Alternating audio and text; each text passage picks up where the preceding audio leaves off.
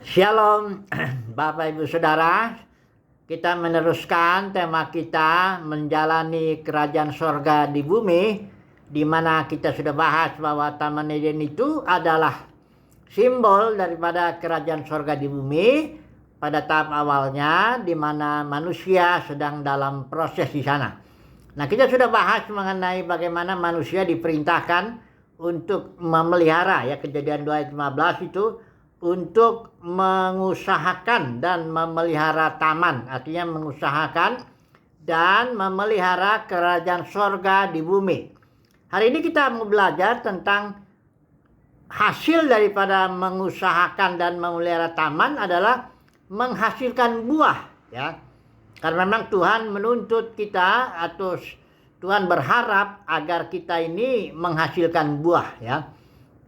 Nah, mari kita lihat dua kasus, ya, untuk menjelaskan perkara ini. Yang pertama, kita melihat dari kasus Yohanes pasal 15, di mana di sana dikatakan Yesus itu, "Akulah pokok anggur yang benar," kata Tuhan Yesus, "dan kamulah ranting-rantingnya." Dan dikatakan, "Tinggallah di dalam Aku supaya kamu menghasilkan buah," ya. Nanti dikatakan di situ juga dikatakan yang menghasilkan buah itu dibersihkan oleh Bapa, karena Bapa di sorga itu pengusahanya, sehingga kita sebagai rantingnya akan semakin menghasilkan buah, ya. Nah, kita lihat begini, ya, saudaraku. Yesus katakan, "Akulah pokok anggur yang benar." Berarti ada pokok-pokok anggur yang salah, ya, yang juga menghasilkan buah, ya. Nah, kalau kita melihat seluruh cerita dari Injil Yohanes ini, maka yang dimaksud Yesus itu pokok anggur yang salah itu adalah agama Yudaisme, ya, di mana mereka juga itu pokok anggur, karena mereka juga menghasilkan buah, ya. Mereka punya gedung yang bagus, bait suci yang bagus, ya, yang dibangun Zerubabel itu dipugar oleh Herodes. Mereka punya organisasi yang bagus, di mana imam besar sebagai ketuanya, ada 70 anggotanya, dan mereka punya juga cabang-cabangnya. Mereka juga dihargai dan dihormati orang banyak. Bahkan ketika Yesus dihadapkan dengan Barabas, orang Farisi, imam kepala, menghasut orang banyak, dan orang banyak bisa memilih Barabas. Jadi Sanhedrin itu adalah pokok anggur juga, hanya pokok anggur keagamaan, gitu, ya. Sementara Yesus itu pokok anggur sejati, karena Yesus tidak menghasilkan agama, dia memberikan hayatnya, memberikan hidupnya mengalir dalam ranting-ranting dalam diri kita, sehingga kita menghasilkan buah yang sebenarnya, ya. Nah, sekarang pertanyaan begini, saudara jangan menganggap bahwa Sanhedrin itu tidak ada, artinya sama sekali tidak ada hubungannya dengan Yahweh, bukan begitu. Sanhedrin itu keagamaan, agama Yahudi itu yang membunuh Tuhan Yesus, itu mereka terikat dengan perjanjian dengan Yahweh yang kita sebut perjanjian Musa itu. Jadi mereka bukan orang yang sembarangan, artinya di luar, sama sekali nggak ada urusannya dengan Tuhan, sama sekali nggak ada kayak garong, pencuri, perampok, bukan begitu. Mereka ini adalah orang-orang yang terkait dengan perjanjian Musa, pernah berhubungan lah istilahnya dengan Yahweh itu. Cuma mereka menjadi pokok anggur yang salah, ya, salah karena mereka akhirnya dikuasai oleh iblis, karena Yesus bilang bapakmu iblis itu, sistem keagamaan itu, ya. Nah, oke lah, kita nggak usah terlalu banyak lah bicara mengenai ini, tapi kita langsung terapkan dalam dunia kekristenan. Kita tahu bagi yang melihat, ya, mendapat kasih karunia untuk melihat, dunia kekristenan itu sudah mirip dengan Yudaisme itu, menjadi agama, dunia keagamaan, ya, di mana di dalamnya juga ada buah, ya. Ada gedung-gedung besar, ada organisasi besar, ada para pemimpin yang hebat dengan banyak pengikut dan sebagainya. Ada pengaruh, bahkan pengaruh politik. Kalau Katolik itu pengaruh politiknya juga kuat sekali, ya. Intinya ada buah di situ. Tapi itu bukan pokok anggur yang benar. Karena itu pokok anggur keagamaan, ya. Menghasilkan buah juga.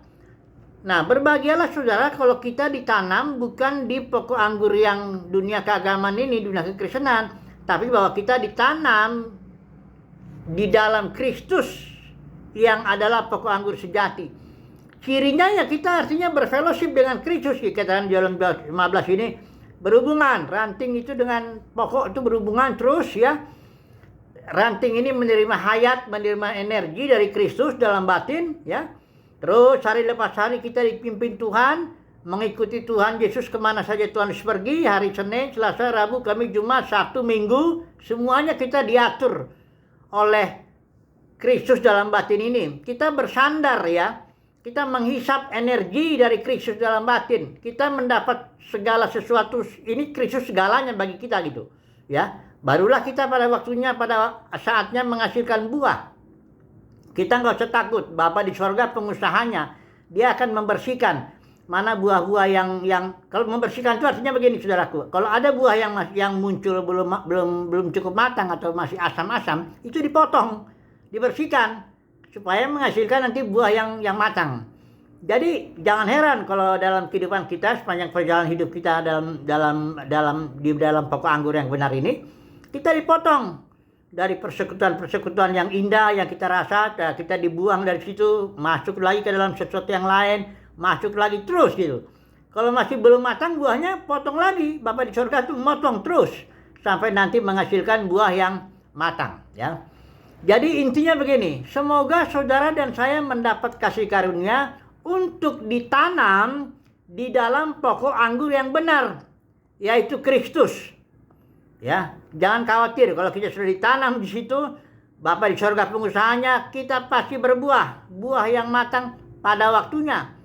Karena bukan, Yesus bilang, bukan kamu yang pilih aku yang pilih kamu dan menetapkan kamu supaya kamu menghasilkan buah dan buahmu itu tetap ya. Itu kasus yang pertama kita melihat. Nah, ada kasus kedua yang kita melihat lagi ya mengenai soal berbuah ini ya. Itu di dalam Mazmur pasal 92 ayat 32 dikatakan di situ, orang benar akan bertunas seperti pohon korma. Nah, saudara yang pernah menyelidiki pohon korma ini memahami bahwa pohon korma itu menghasilkan buah, dia buahnya nggak dekat dengan tanah. Pohon korma itu bertumbuh tinggi dia dan buahnya ada di tempat yang tinggi. Sehingga kalau orang mau memetiknya itu dia harus naik gitu ke atas ya. Nah, saudaraku, buah itu yang kita hasilkan itu memang bagi kemuliaan Tuhan. Tetapi buah kita ini untuk dinikmati oleh manusia. Saya ulangi sekali lagi ya. Buah yang kita hasilkan itu hasil daripada melekat pada pokok anggur itu bagi kemuliaan Tuhan, karena memang Tuhan yang mengerjakannya. Tetapi yang merasakan buah itu kan manusia yang makan buah itu ya. Nah, kalau pohon korma ini kasus ini buahnya itu ada di atas pohon, tinggi dia, tidak dekat dengan tanah, sehingga orang-orang yang mau menikmati buah pohon korma dia harus naik ke atas ya. Masuk ke dalam dimensi Elohim, masuk dalam dimensi surgawi, dia bisa memetik buahnya, menikmatinya di sana. Kalau dia di bawah, di alam jasmani, ya, dalam duniawi gitu, di bawah, dekat tanah, dia tidak bisa. Tetapi, sekali lagi ya, pokok anggur yang salah, itu buahnya ada di bawah, dekat dengan tanah, gampang dinikmati oleh orang banyak. Ya, karena saudara lihat ya, dalam kitab Injil itu ada dua kategori orang itu. Pengikut Yesus dua-duanya itu. Yang pertama itu yang disebut orang banyak. Ini orang banyak ini ngikut Yesus karena roti. Baca saudara pasal 6 itu ya. Orang banyak. Kedua, yang pengikut Yesus juga itu namanya murid. Nah, kepada murid-murid ini pengajarannya beda itu. Kalau saudara lihat di Matius pasal 5, ketika Tuhan Yesus melihat orang banyak, dia naik ke atas bukit. Dia nggak mau bicara dulu. Dia naik ke atas bukit, baru datang murid-muridnya, baru Yesus ngasih khotbah. Yang kita kenal khotbah di bukit. Jadi khotbah di bukit itu buat murid-murid Tuhan Yesus, bukan buat orang banyak. Karena orang banyak ini hanya mencari roti. Sudah kalau baca Yohanes pasal 6, orang banyak ini mengikut Yesus karena roti, karena mujizat, karena kesembuhan, karena mereka diusir setan. Yang kerasukan diusir, pendeknya yang sakit disembuhkan, pendeknya kebutuhan jasmani.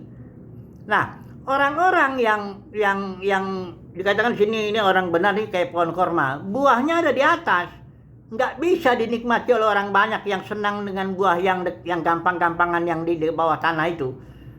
Misalnya Injil yang diberitakan dalam dunia kekristenan umumnya ya, Injil dalam dunia kekristenan itu umumnya begini: percaya Yesus masuk surga, dosa diampuni, ikut Yesus akan sukses, ya kemakmuran, kesehatan, semuanya lah. Khotbah-khotbah motivasi, khotbah-khotbah praktis yang mudah sekali dinikmati oleh orang banyak karena menyenangkan telinga orang banyak.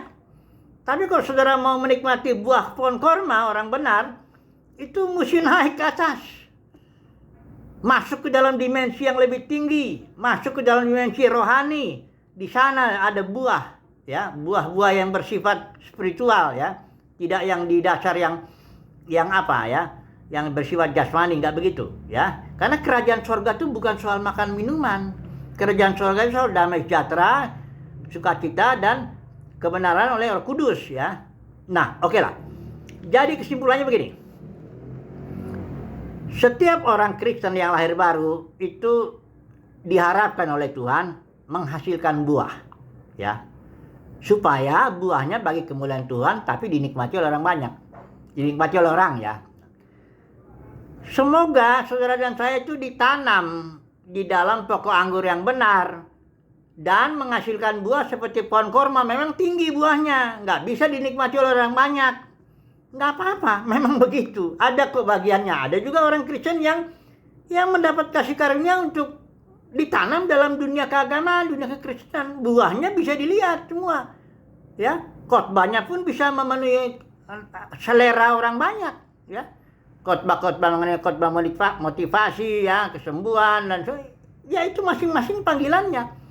Tapi menurut saya ya berbahagia kalau kita mendapatkan anugerah untuk ditanam di pokok anggur yang benar, menghasilkan buah dalam dimensi yang lebih tinggi yang memang tidak bisa dinikmati oleh orang banyak dalam dunia kekristenan. Tapi tidak apa-apa. Yang penting kita setia aja lah, ya. Kalau kita memang mendapat kasih karunia ditanam di pokok anggur yang benar, sabar aja. Pada waktunya kita akan menghasilkan buah, ya. Dan buahnya itu buah yang matang, ya. Buah yang bersifat tetap, ya. Karena ketika artinya bahkan di zaman berikut itu masih ada buah-buah yang masih bisa dinikmati, ya. Oke lah ya, sampai di sini aja dulu. Nanti kita sambung lagi. Haleluya. Amin.